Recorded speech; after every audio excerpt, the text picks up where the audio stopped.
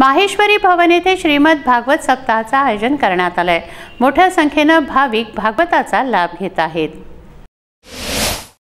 माहेश्वरी भवन येथे श्रीमद भागवत कथामृत सप्ताहाचे आयोजन करण्यात आले।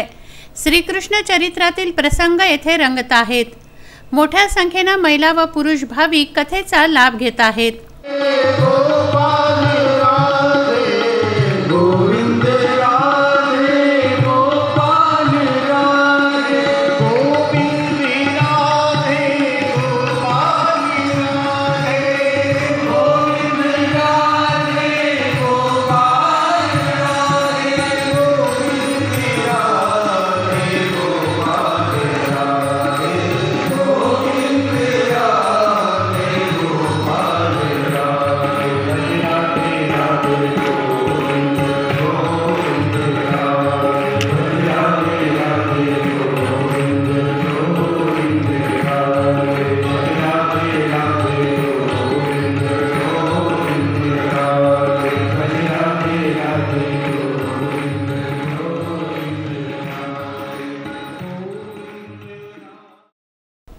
आमदार सुलभा खोडके यांनी कथा व दर्शनाचा लाभ घेतला।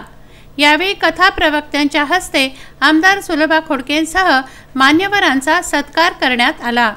राधे राधेच्या गजरानं यावेळी माहेश्वरी भवन दुमदुमलं।